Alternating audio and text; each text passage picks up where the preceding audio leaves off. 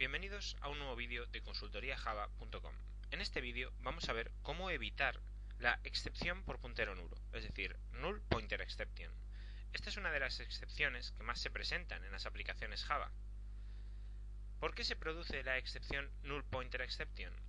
Habitualmente se produce porque estamos accediendo a un método o un atributo de un objeto para el que no hemos reservado memoria. Veamos el ejemplo que tenemos en pantalla. Tenemos un System.out.println que lo que va a hacer es imprimir cadena 1. Bueno, como podemos ver en la inicialización, cadena 1 está inicializado a null. Eso quiere decir que no va a tener memoria. Cuidado, no es que estemos inicializando cadena 1 a una cadena que contiene la palabra null. Estamos diciendo que cadena 1 no tiene reservada memoria. De manera que cuando yo ejecute este código que tenemos aquí, ¿qué se va a ejecutar? Valor de cadena, null precisamente. Bien, esto no genera una excepción. ¿Cuándo se producirá un Null Pointer Exception? Null Pointer Exception se produce cuando nosotros intentamos acceder a uno de los miembros, es decir, atributos o métodos, del objeto que realmente es nulo. Por ejemplo, imaginemos que yo pongo esto, charat, y a continuación un número indicando que estoy accediendo a la cuarta posición de la cadena 1. Como resulta que esta cadena es nulo realmente, cuando yo ejecute este código, se producirá precisamente la excepción Null Pointer Exception.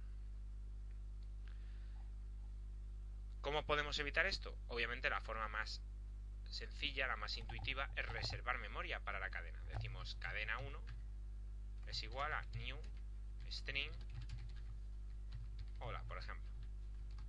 Y a continuación decimos recuperar el carácter 3. Esto, por ejemplo, lo imprimimos por pantalla.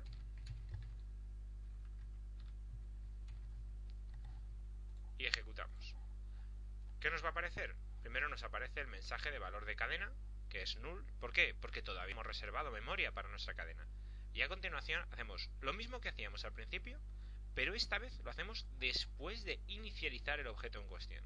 Ahora ya no se produce el Null Pointer Exception. Bien, esto obviamente es bastante intuitivo.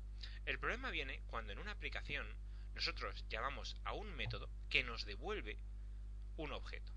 Imaginaros que en lugar de crearnos aquí el objeto, tenemos que llamar a un método X, que es el que nos va a devolver la inicialización de la cadena.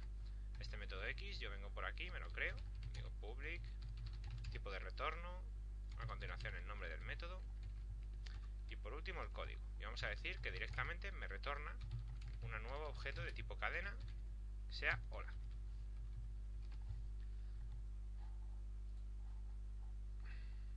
Debo indicarle que es estático, porque si no, no va a compilarme. ¿Esto funcionaría? Tenemos aquí el método X que va a devolver el nuevo objeto de tipo cadena inicializado con hola. Si ejecuta, obviamente vemos que esto funciona perfectamente. Ahora bien, imaginaros que este método de aquí no es tan intuitivo, sino que dentro del mismo se produce algún tipo de error, porque tiene una lógica muy compleja, falla un fichero de configuración, lo que sea. Si aquí se produce un error y en realidad lo que nos están devolviendo es un null, ¿qué va a ocurrir? Va a ocurrir precisamente lo mismo que decíamos antes. Se produce una excepción, un Null Pointer Exception. Bueno, para evitar esto, lo que vamos a hacer, ¿qué es? Cuando obtengamos un objeto de un método que potencialmente pueda ser null, vamos a comprobar si el retorno que hemos obtenido es realmente distinto de null. ¿Vale? En este caso digo, si es null, procedo de una cierta manera. Si no, entonces, ¿qué quiere decir? Que es distinto de null y ahora ya sí puedo realizar esta impresión por pantalla. ¿Se ve la idea? Bueno, puedo cambiar esto obviamente y decir, si no me importa el caso de que sea igual a null, puedo decir que sea distinto y a continuación pongo la lógica de mi aplicación. Vamos a hacerlo así para que el ejemplo quede más sencillo.